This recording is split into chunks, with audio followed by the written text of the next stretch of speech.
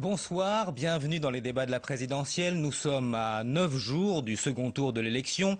L'affrontement se tend entre les deux candidats. Polémique sur la notion de vrai travail. Polémique aussi sur comment attirer les voix des électeurs du Front National. Le débat est donc vif et nous recevons ce soir deux invités. Bonsoir Nathalie Kosciusko-Morizet. Bonsoir. Vous êtes la porte-parole de Nicolas Sarkozy et face à vous, Arnaud Montebourg. Bonsoir également. Et vous êtes dans cette campagne le conseiller spécial de François Hollande. Et puis, comme chaque semaine, pour vous interroger, nous sommes avec Luc Bronner du journal Le Monde et Gilles Leclerc de Public Sénat, que je salue tous les deux. Bonsoir. Alors, Nathalie Kosciusko-Morizet, hier soir sur France 2, Nicolas Sarkozy est revenu sur cette expression du vrai travail. Il a admis qu'il s'agissait, dit-il, d'une expression malheureuse, qu'il voulait parler d'une vraie fête du travail. Alors, ce que j'ai envie de vous demander, c'est pourquoi éprouver le besoin cette année d'organiser une manifestation le 1er mai. Et le 1er mai, c'est férié pour tout le monde. C'est la fête du travail pour tout le monde. Et les représentants syndicaux sont beaucoup des permanents qui défilent ce jour-là, défileront derrière des drapeaux rouges, mélangés entre eux, c'est-à-dire notamment avec la CGT qui appelle à voter François Hollande. Bon. Eh ben, on voudrait proposer à ceux qui pensent comme nous que la valeur travail est au cœur de la société, proposer une alternative. Tout simplement pourquoi? Écoutez, François Hollande, c'est un candidat qui veut arrêter la défiscalisation des heures supplémentaires. Mais vous le faites cette année parce qu'il y a une élection présidentielle. Est-ce que vous allez recommencer, reprendre cette initiative l'an prochain? Mais vous savez, il y a des syndicats qui historiquement étaient dans leur rôle de syndicat, qui ont beaucoup dérivé ces derniers temps. Moi, je reçois dans ma mairie, je suis maire d'une ville de 22 000 habitants, Longjumeau, je reçois des lettres de section locale de la CGT qui appellent à voter François Hollande. Vous trouvez que c'est le rôle d'un syndicat de dire ça? Et puis parce que la valeur travail, nous on y croit, Nicolas Sarkozy a toujours mis la valeur travail au cœur de ses propositions et au cœur de son action comme président de la République. Et aujourd'hui, elle est attaquée. Quand on dit, comme François Hollande, qu'on veut en finir avec la défiscalisation des heures supplémentaires qui profitent à 9 millions de salariés pour une moyenne de 450 €, c'est du pouvoir d'achat en plus. Pourquoi est-ce qu'il veut en finir avec la défiscalisation des heures supplémentaires? Nous, on veut baisser le coût du travail. On veut faire en sorte qu'on gagne plus quand on travaille. Donc, on veut faire en sorte que ce soit vous allez organiser cette manifestation pour défendre la valeur travail. Qu'est-ce que vous pensez de cette initiative, Arnaud? C'est un rassemblement. Un rassemblement. Vous ne manifestez de ce que représente pas, la valeur c'est juste travail un rassemblement. Arnaud Montebourg, ce rassemblement du 1er mai. Moi, je n'ai rien contre le fait que l'UMP se rassemble, c'est son rôle. Je suis un peu plus sceptique ou inquiet lorsque j'entends qu'on exalterait les valeurs du vrai travail. Parce que donc il y a un faux travail, ou il y a un travail fictif, ou il y en a qui travailleraient donc, mais qui ne feraient rien. C'est ça qu'il a dit. Il ne l'a pas dit une fois, d'une expression malheureuse, il l'a répété 12 fois dans le discours de Saint-Cyr-sur-Loire. Donc il y a finalement comme une sorte de... à l'intérieur du monde du travail, il y a les bons et les méchants. Il y a ceux qui ont l'honneur de plaire au président de la République et ceux qu'on désigne à la vindicte. Et puis il y a les attaques contre les syndicats. C'était déjà une attaque générale des corps intermédiaires. Pourquoi Nicolas Sarkozy s'en prend aux syndicats? Parce qu'il a rencontré des contre-pouvoirs sur sa réforme des retraites, qui est la réforme la plus dure d'Europe, qui a mis 3 millions de personnes dans la rue. Eh bien, pour la première fois, un président de la République, au lieu de discuter avec des syndicats qui représentent le monde du travail et qui défend les intérêts du travail, qui défend la valeur du travail, le niveau des salaires, le droit à un travailleur qui a perdu son travail d'en retrouver un. Au lieu de faire des discours sur je ne sais quelle valeur travail, on ferait mieux de donner du travail aux Français. Je note qu'en 10 ans, 750 000 emplois industriels ont été détruits. Alors, en 3 ans, 900 usines ont fermé. Donc nous avons un dégât considérable. Quant à la valeur du travail, le nombre de personnes, de femmes seules qui élèvent leurs enfants, qui travaillent dans les supermarchés, dans les services, ou d'hommes qui travaillent dur dans des usines où on... Attendez. Le nombre de personnes, je termine... D'accord, enfin, je termine ma phrase quand même. Et puis, Nathalie le nombre de personnes qui, travaillant très dur, s'appauvrissent, et n'arrivent plus à boucler les fins de mois et à nourrir leur famille. C'est le bilan du sarkozysme. Alors, on a entendu Arnaud Montebourg qui était en train de dresser le bilan du sarkozysme avec quand même un chiffre qu'on peut rappeler. On est passé d'un taux de chômage de 5% à un taux de chômage qui atteint aujourd'hui près de 10%. Est-ce que c'est, comme le dit Arnaud Montebourg, un échec de Nicolas Sarkozy?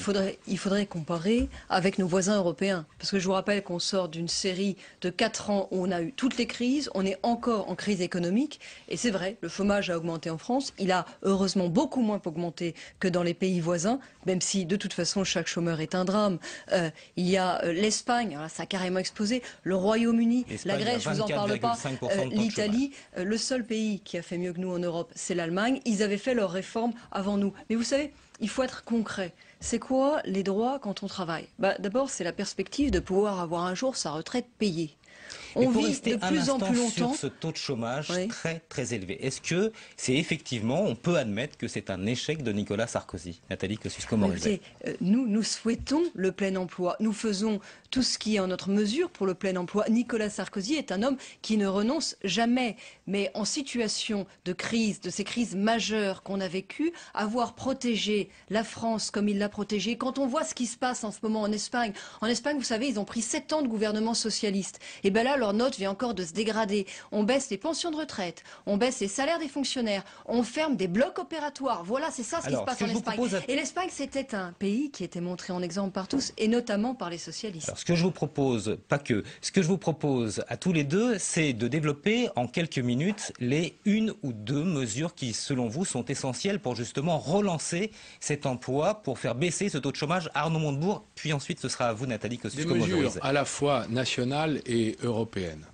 Sur le plan national, nous avons décidé d'utiliser ce qu'on a appelé avec François Hollande le contrat de génération, c'est-à-dire d'unir un senior et un junior dans une entreprise, réduire le coût du travail des deux pour permettre au senior d'aller jusqu'au bout de sa carrière, alors que le système économique expulse les personnes qui ont atteint 50 ans plus facilement de l'emploi, et permettre à des jeunes d'entrer. C'est un dispositif qui est une proposition qui a été formulée par Force ouvrière, justement, les syndicats, d'ailleurs, qui trouvent un certain écho dans un certain nombre d'entreprises.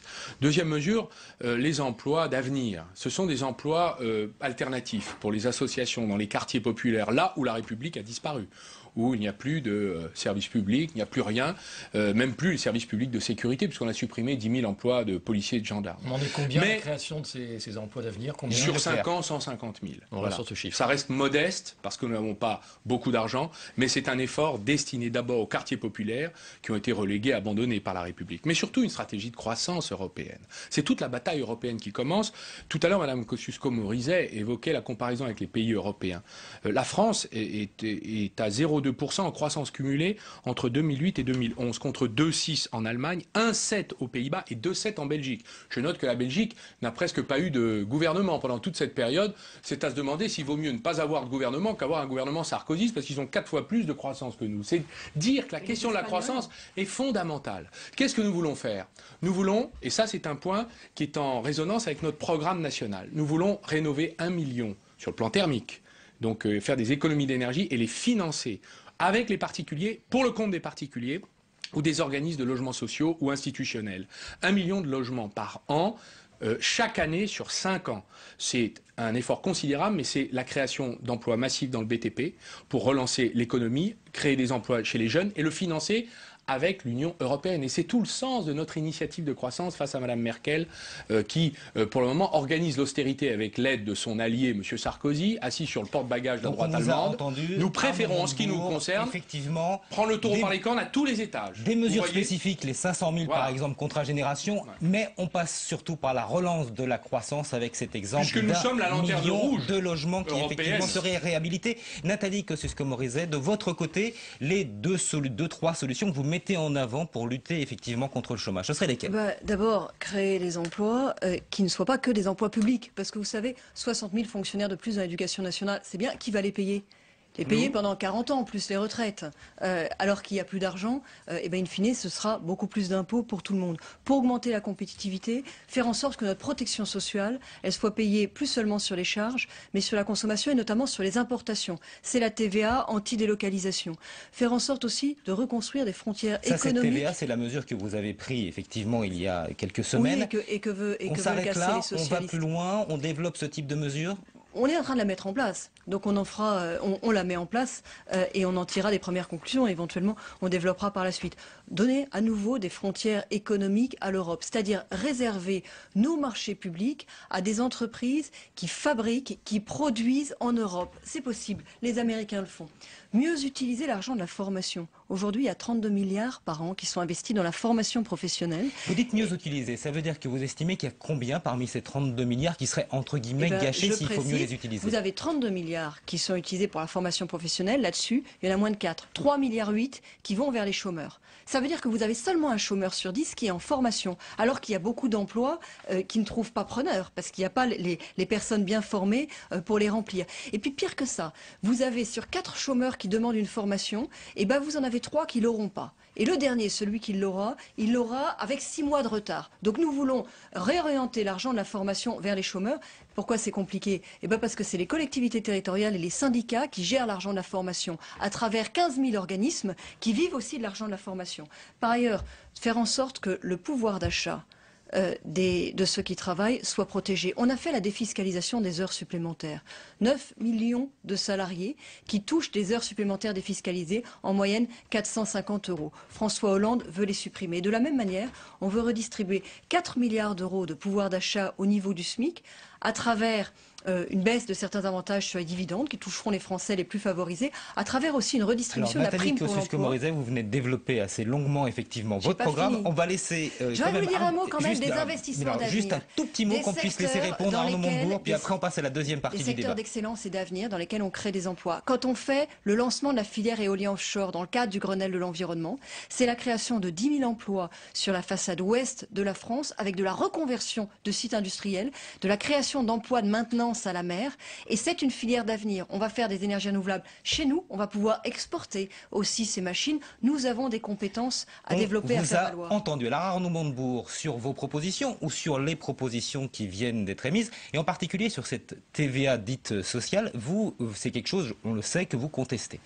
D'abord, elle n'a aucun effet puisqu'elle est homéopathique pour les entreprises. Donc il n'y a pas d'effet, d'impact sur la compétitivité. D'ailleurs, s'il suffisait d'augmenter la TVA pour être compétitif, il y a longtemps qu'on le serait, puisque l'obsession de la droite, c'est toujours diminuer l'impôt sur la fortune sur les plus aisés pour augmenter la TVA sur tout le monde, donc notamment sur les plus modestes. Donc ça, c'est leur seule recette. Ils n'ont trouvé que ça. Et d'ailleurs, je vais vous dire, la hausse sur la TVA n'a produit aucun effet significatif, puisque le véritable problème de notre compétitivité est une compétitivité spécialisation. Tout le monde le dit. Les Allemands ont fait des efforts considérables en écrasant les salaires, d'ailleurs à tel point que Mme Merkel vient de lancer ce matin même, ou hier je crois, une proposition pour augmenter les salaires minima qui n'existent pas en Allemagne, parce qu'il y a trop de travailleurs pauvres dans ce pays. Donc c'est vraiment pas le moment aujourd'hui de continuer à diminuer les salaires. Il faudrait plutôt les augmenter. Ça tombe bien, c'est ma proposition. Vous voulez diminuer sur les 60 000 enseignants que nous voulons créer. On conclut là-dessus. L'éducation nationale est dans un état catastrophique et préoccupant, de sorte qu'elle est de plus en plus inégalitaire. Si vous avez des parents, des livres à la maison, des parents qui s'occupent de l'enfant, eh bien la transmission peut à peu près se faire. S'il n'y a pas ça, c'est l'échec scolaire garanti avant même d'entrer à l'école. Notre projet est un projet de réinvestissement dans l'humain et l'éducatif. Est-ce que ça coûtera cher? Ça coûtera certainement moins cher que le Pentagone français à 3,4 milliards que M. Sarkozy se paye comme chef des armées, qui est un PPP favorisant Bouygues d'ailleurs, qui est construit à Ballard. 3,4 milliards, c'est même pas le prix. C'est 3 fois plus ce que nous allons investir dans l'éducation nationale. Et je propose que l'on passe à la seconde partie de ce débat. Dans la perspective du second tour de l'élection présidentielle, on l'a beaucoup entendu cette semaine, Nicolas Sarkozy s'adresse très clairement aux électeurs du Front National. Et sur ce point, question de Luc Bronner. Nathalie Kosciusko-Morizet, vous avez écrit il y a quelques mois un livre très intéressant qui s'appelle Le Front entier national, dans lequel vous aviez une position saluée assez unanimement, très critique sur le Front national, en parlant d'un parti qui n'est pas républicain, d'un parti qui ne respecte pas les règles de la République. C'est une position qui semble en totale contradiction avec la situation actuelle et la position développée par Nicolas Sarkozy depuis le premier tour. Est-ce que vous avez changé de ligne sur le Front national? Absolument pas. Mais d'ailleurs, c'est pas les mots que j'ai utilisés. Respecter les règles de la République. Anti-républicain. Oui, mais ça n'a rien à voir, dites. Ça n'a rien à voir. Le Front national. Exactement, page 26. L'UFN refuse la République. Il se met hors de la loi de la République, il est anti-républicain. Eh bien, ça n'est pas ce que vient de dire Luc Bronner. Et j'aimerais qu'on ne travestisse pas ma pensée. Respecter les lois de la République, j'ai jamais écrit ça. S'ils respectent les lois de la République, c'est pour ça d'ailleurs que les candidats du Front National ont le droit de se présenter. Et à partir du moment où les candidats du Front National ont le droit de se présenter, les électeurs, même si ça peut déplaire aux uns ou aux autres, ont le droit de voter pour eux. Et à partir du moment où ils ont voté pour eux, nous ne nous interdisons pas de nous adresser à eux. Au passage, j'observe qu'aucun candidat ne s'interdit de s'adresser à eux. Et c'est quand même très curieux de voir le traitement médiatique différencié qui est fait sur ce sujet.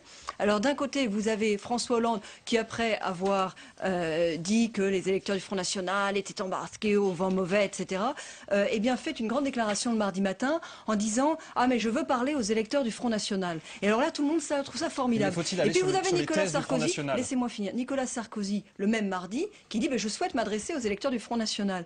Et là, on a droit à des unes de journaux absolument ahurissantes, des propos encore ce matin de Jean-Luc Mélenchon que j'espère Arnaud Montebourg, qui est connu pour le sens de sa mesure, va condamner. Nous avons les mêmes propositions depuis le début de la campagne, avant le premier tour et dans l'entre-deux tours. Sur la préférence nationale, par exemple. Dans votre livre, vous dites que la préférence nationale est inacceptable. Et on le sait, Nicolas Sarkozy, sur la préférence nationale, sur le RSA... Vous l'avez entendu ce matin, Nicolas Sarkozy? Sur le RSA, il propose de le réserver aux étrangers qui sont en France depuis plus de 10 ans et qui travaillent depuis au moins 5 ans. Mais on est en préférence nationale. Mais il y a toujours eu pour le RSA une durée minimum de présence sur le territoire pour pouvoir en bénéficier. Et nous proposons de l'étendre, comme ça se fait d'ailleurs dans beaucoup d'autres pays européens. Pourquoi? Pour s'assurer que l'immigration n'est pas une immigration d'allocation.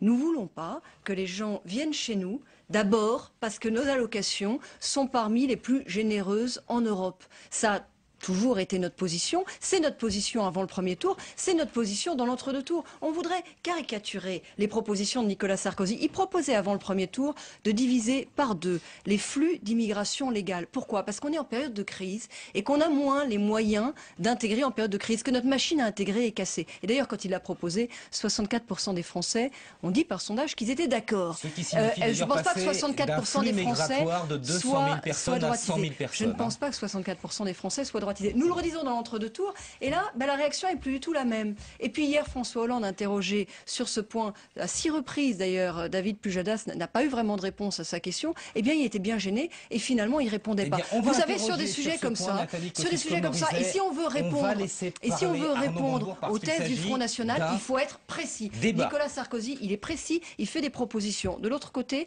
le Parti Socialiste n'est précis que sur une chose, ils veulent le droit de vote pour les étrangers, et moi je me demande toujours pourquoi. Arnaud Montebourg, on va lui demander une certaine précision. Alors, première question à Arnaud Montebourg, est-ce que vous reprendriez, ou pas du tout d'ailleurs, l'expression qu'a utilisée ce matin M. Mélenchon, disant que Nicolas Sarkozy utilise des mots directement tirés de la collaboration? Ce sont des propos très, très sévères. Moi, je me contenterai de citer les phrases de Louis Alliot, le numéro 2 du Front National, et de François Bayrou. C'est intéressant parce que ce sont les deux ailes politique du premier tour du score de M. Sarkozy, le Front National et le MoDem. Que dit M. Alliot? Nicolas Sarkozy a pris le discours sur l'immigration et l'insécurité, pris notre discours sur l'euroscepticisme du Front National, il tente de nous piquer le 1er mai, il n'a plus qu'à mettre une perruque blonde et des talons et la panoplie sera complète. Qu'est-ce que dit M. Bayrou de son côté? Cette course ventre à terre derrière les thèses du Front National est humiliante. Aborder la question de l'immigration en validant la thèse du Front National et en prétendant que les déséquilibres des comptes sociaux seraient dus aux immigrés, c'est un reniement d'un demi-siècle de politique sociale en France. C'est un reniement du gaullisme. Et je le dis à Mme Kosciusko-Morizet, ce ne sont pas des phrases de moi. Je ne commente aucune phrase de quiconque de Jean-Luc Mélenchon, la une de l'Humanité. Ce n'est pas moi. Je commente des alliés possibles ou potentiels de M. Sarkozy. Je voudrais rajouter une citation à la série citation de M. Montebourg. C'est une citation de Marine Le Pen. Celui qui se rapproche le plus des positions qui sont les miennes, c'est M. Montebourg, même s'il n'a pas le courage d'aller jusqu'au bout de sa logique. Il évoque déjà le constat négatif et même parfois dramatique de la mondialisation, mais il reste européiste. En cela, il manque de courage. Alors, citation contre citation, on va laisser répondre à Arnaud Montebourg. On peut dire beaucoup de choses incohérentes. Je suis un protectionniste européen. Ce que reproche Mme Le Pen à la démondialisation, c'est qu'elle ne soit pas nationaliste. Et c'est vrai, c'est une grave divergence, parce que je ne suis pas nationaliste, je pense que notre avenir est européen. C'est ça la divergence que nous avons. Alors, mon protectionnisme d'ailleurs, il est celui aussi qu'on peut retrouver en pièces détachées dans le programme de François Hollande. Taxer les produits à la frontière. Détaché, hein. Pas tellement détaché, parce que c'est très facile à reconstituer ce que je suis en train de faire devant vous. Par exemple, je termine, M. Brunner, excusez-moi, il faut qu'on comprenne, il faut être pédagogique. Lorsque François Hollande dit nous allons taxer les produits issus de la concurrence déloyale, du dumping social et environnemental qui se présente aux frontières européennes, c'est un programme pour la réorientation de l'Union européenne. C'est une révolution, ça n'a jamais eu lieu. Lorsque Nicolas Sarkozy nous dit nous avons une frontière européenne, mais franchement, il n'a pas levé le petit doigt depuis 10 ans qu'il est au pouvoir. Sa crédibilité est égale à zéro sur ce sujet-là. Poser une question. Sur la réforme de l'Europe. Le PS, si on regarde les résultats électoraux, est devenu d'abord un parti de centre-ville, de diplômés, de catégories sociales plutôt favorisées. Pourquoi l'argumentaire du Front National marche aujourd'hui, là où celui du Parti Socialiste, en direction notamment des classes populaires, ne marche pas très bien? Comment vous l'expliquez? Je crois qu'il y a dans le vote du Front National, en dehors de l'histoire politique du Front National et de ses affidés, de ses adeptes qui le suivent depuis longtemps, une réaction d'abord très négative contre la politique de Nicolas Sarkozy. Le président du doublement du vote du Front National, c'est Nicolas Sarkozy. Mais ils vont pas sur le Parti Socialiste. En 2002, alors il avait fait quoi? Ce n'est pas faux. Ce n'est pas faux. Et d'ailleurs, je vous dirais deux choses. Je vous dis que c'est d'abord les mots et les actes du pouvoir qui provoquent des réactions extrêmement radicales. Donc Lionel Jospin, en 2002, il était responsable du score de Marine Le Pen, qui l'a d'ailleurs empêché d'accéder au second tour. Bien sûr que nous avons pris notre responsabilité. Et d'ailleurs, c'est la raison pour laquelle nous avons réorienté. Bien sûr, nous considérons une responsabilité. Parce que nous étions au pouvoir. Vous devriez assumer la même, d'ailleurs. Pourquoi? Et d'ailleurs, s'il nous est donné d'être au pouvoir, la question que vous allez pouvoir nous poser tout de suite, c'est qu'est-ce que vous faites pour permettre à ces personnes qui se sentent écrasées par le système économique, oubliées par le système politique, méprisées par la République, de retrouver leur place à l'intérieur du, j'allais dire, de l'arc républicain. Pour respecter les temps de parole dans ce débat, on va laisser s'exprimer Nathalie Kosciusko-Morizet, mais même question que celle que vient de poser Luc Brunner, effectivement, à Arnaud Montebourg. Du côté de l'UMP, qu'est-ce qu'on fait? Quels sont les gestes qu'on envoie à toutes ces personnes qui ont voté Front National, s'il faut leur faire un geste? Et puis, quand Nicolas Sarkozy dit hier qu'il est par exemple favorable à la perpétuité réelle qui était proposée par Marine Le Pen, est-ce que selon vous, c'est ce type de signe qu'il faut envoyer? D'abord, je réponds à votre première question. Vous savez, en 2002, une des raisons du score de Marine Le Pen, ça a été la politique, l'échec de la politique de sécurité et de la politique migratoire de Lionel Jospin. Notamment, il avait créé un nouveau motif de régularisation. On pouvait, après 10 ans de séjour illégal en France, être régularisé. C'est une création de Lionel Jospin. Mais vous savez ce qu'il propose, François Hollande? C'était sur RTL au mois de février. Il propose que ce délai de 10 ans pour être régularisé, il passe à 3 ans. Qu'au bout de 3 ans de séjour illégal en France, on puisse être régularisé. Moi, je dis, si vous voulez ça, si vous pensez que c'est ça la solution au problème de la France, votez François Hollande. Et sur le droit de vote des étrangers au municipal, on sait que par exemple Nicolas Sarkozy a évolué sur cette question. Il a commencé par être contre, puis il a été pour, c'était aux alentours des années 2005, et aujourd'hui il est à nouveau contre. Et vous, votre sentiment personnel Nicolas Sarkozy dit précisément que devant le risque de communautarisme auquel nous sommes confrontés dans la société aujourd'hui, c'est vraiment le contraire de ce qu'il faut faire. Et moi, mon sentiment personnel, il est précisément que la citoyenneté, ça ne se divise pas. Dans la République, quand on veut avoir le droit de vote, on demande la nationalité française. Commencer à démanteler les choses, dire qu'il va y avoir d'un côté la citoyenneté, mais qu'on peut avoir le droit de vote par ailleurs, etc., c'est envoyer un message qui est confus et c'est prendre le risque qu'il se crée des groupes de pression. C'est précisément ça qu'on appelle les communautés à l'occasion des élections. Le vote des étrangers aux élections municipales, à certaines conditions, d'ailleurs, ça figure très précisément dans le programme de François Hollande que vous pouvez peut-être rappeler. François Hollande maintient sa position. Bien sûr, il a raison d'ailleurs. Comme vous le savez, dans notre pays, aujourd'hui, les membres de l'Union européenne, les citoyens de l'Union européenne peuvent voter aux élections municipales. Voilà. Ils ne peuvent pas être adjoints ni maires. Nous proposons d'aligner ce dispositif. D'ailleurs, nous avons des communautés d'Anglais, de Hollandais qui votent. Est-ce que c'est du communautarisme? Simplement, ils payent des impôts. Ils sont là parfois depuis 1 an ou 2, pas plus. Mais on leur permet de voter. Est-ce que vous pensez qu'il est normal, au nom de l'égalité républicaine, que ceux qui sont là depuis 1 an ou 2, qui payent des impôts avec une résidence secondaire, aient plus de droits que ceux qui sont là depuis 20 ans, 30 ans, y ont appris notre langue, ont des enfants français, cotisent aux caisses sociales, font travailler la France à leur manière, c'est-à-dire en bossant dans les entreprises, comme les Anglais refont notre patrimoine privé, on est content de les avoir, mais on est aussi content d'avoir ceux-là. Et en plus, qui payent des impôts locaux. C'est-à-dire qu'en fait, ils ont quand même un tout petit droit de regard sur l'organisation de la cité de proximité. En quoi ça... Attendez, il y a le problème du communautarisme.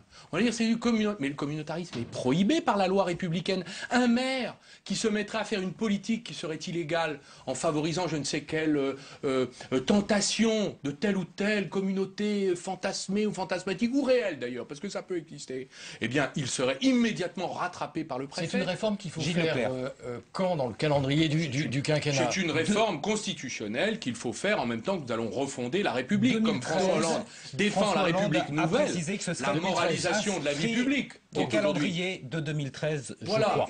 Mais sur ce point, rapidement, vous répondez, Nathalie Kosciusko-Morizet, et on passe à la dernière partie ensuite du débat. Propose le droit de vote des étrangers dès 2013, ça veut dire pour les élections municipales de 2014. Vous voyez, moi je suis maire d'une ville de grande banlieue, là, dans la Grande Couronne. On a beaucoup de communes dans lesquelles il y a 10, 15, 20% de gens qui sont immigrés, qui sont étrangers, qui n'ont pas été naturalisés. Très souvent, d'ailleurs, des gens qui n'ont pas demandé. Donc on voudrait leur donner le droit de vote à l'occasion des élections municipales de 2014. Vous vous rendez compte du déséquilibre que ça peut produire dans certaines communes? Vous vous rendez compte des pressions que ça va engendrer dans certaines communes? Est-ce que vous pensez que c'est vraiment ça la réponse au problème de la France aujourd'hui? Et je dirais une dernière chose. Moi, je vous le disais, je suis maire de Longjumeau. Je reçois tous les Longjumellois, qu'ils soient français ou pas français. Je reçois donc des étrangers. Et bien, vous voyez, en plusieurs années, j'en ai jamais vu un seul venir me demander le droit de vote. Ils viennent me voir pour des problèmes de logement, ils viennent me voir pour des problèmes d'emploi, ils viennent me voir pour des problèmes de formation. Le droit de vote aux étrangers, c'est né dans le cerveau des socialistes et c'est une idée soit de parisien, soit de socialiste. C'est souvent elle a eu le mérite d'avoir été partagée par Nicolas Sarkozy pendant quelques années. Également, et on va enchaîner sur la troisième et dernière partie de ce débat.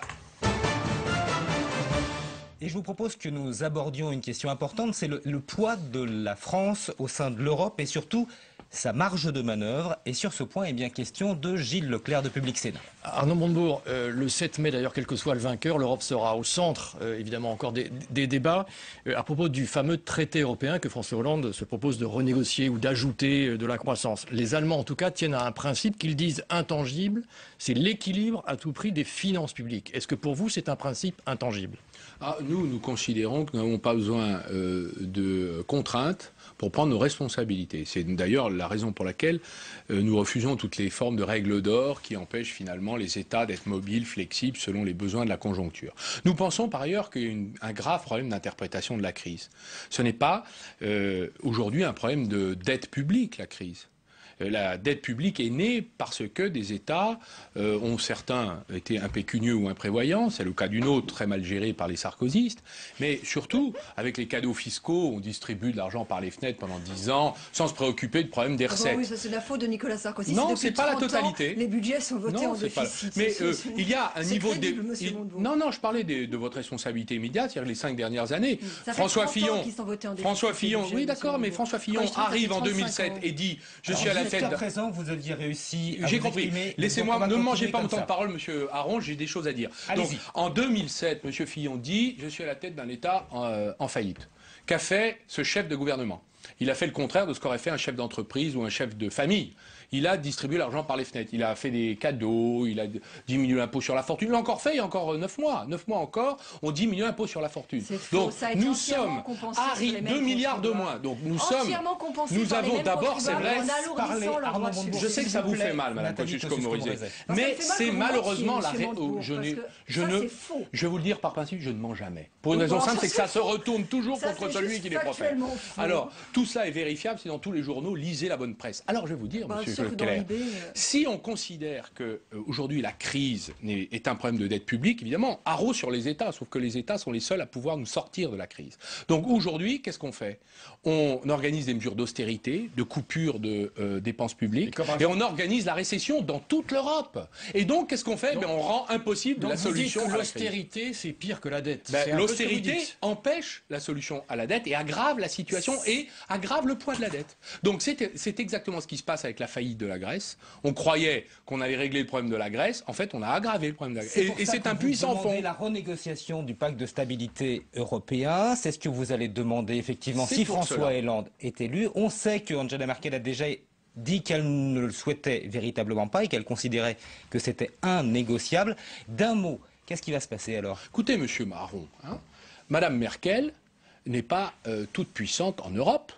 Elle n'a pas le droit, ni même, je crois, l'excès de liberté dont elle pourrait faire usage, de dire ce qui est bon pour la totalité de l'Europe. Nous avons une vision différente et elle sera, je l'espère, nous le souhaitons, validée par le suffrage universel. Donc nous, notre position est de dire il n'y aura pas de ratification de ce traité qui sera caduc, car la France ne le ratifiera pas si il n'y a pas une initiative de croissance qui lui est adjointe. Qu'est-ce qu'une initiative de croissance? Non mais laissez-moi expliquer, parce que personne ne comprend rien. Les 4 points de François Hollande, c'est la question que je voulais poser justement à Nathalie. Il faut les exposer déjà, les 4 points. Laissez-moi les donner, non? Je peux pas. Bon, justement, Gilles Leclerc a posé une question. Expliquez-les alors, monsieur. Je ne vais pas les expliquer, je vais juste essayer de les résumer. Merci. Il les a rappelés avant-hier. Il y a la création de projets bonds sur les grands travaux en Europe. Il y a la recapitalisation de la Banque européenne, la création d'une taxe sur les transactions financières et la mobilisation de tous les fonds structurels. Est-ce que sur ces 4 mesures, Nathalie Kosciusko-Morizet, est-ce que vous, au fond, vous dites chiche, banco, y compris si Nicolas Sarkozy gagne mais vous savez que l'essentiel de tout ça est en train d'être fait et en association avec nos partenaires européens. Je prends l'exemple de la taxe sur les transactions financières. Je prends l'exemple de la taxe sur les transactions financières. Nicolas Sarkozy est le chef d'État dans le monde qui s'est le plus battu sur ce sujet. Ça fait plusieurs années.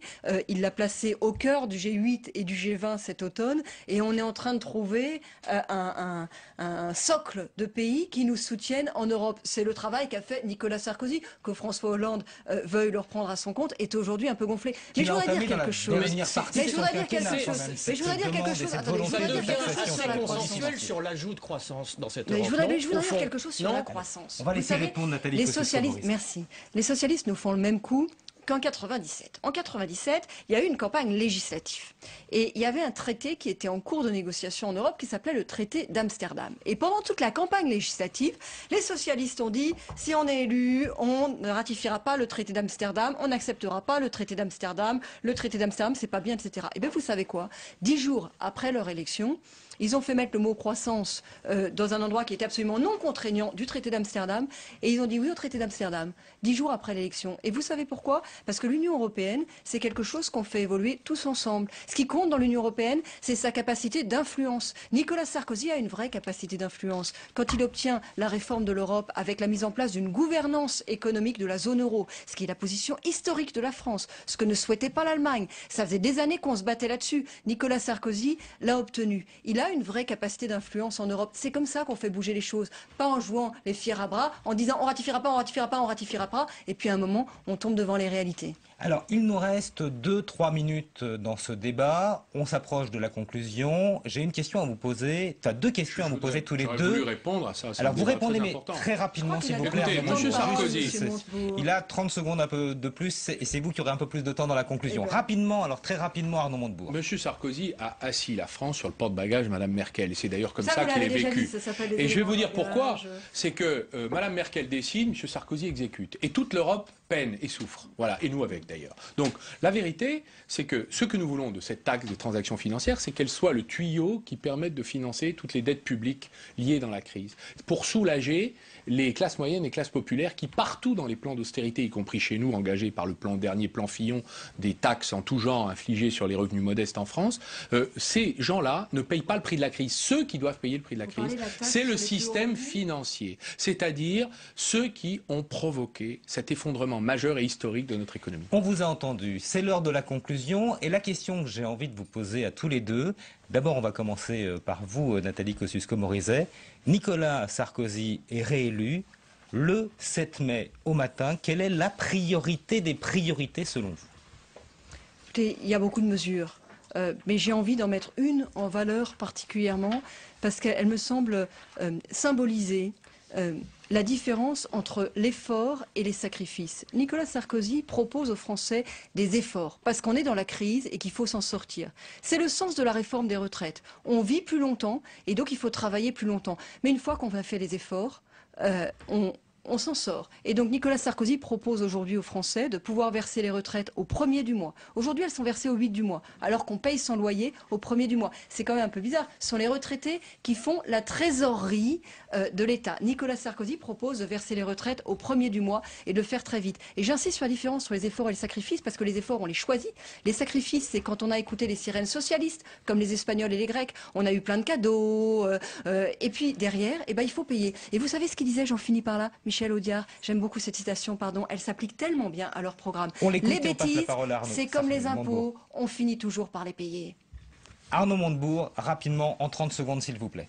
La première mesure sera une mesure qui a été annoncée par François Hollande de réduire la rémunération du chef de l'État à des membres du gouvernement de 30%. Ce sera un décret qui sera signé lors du premier Conseil des ministres. On laisse Arnaud Montebourg conclure.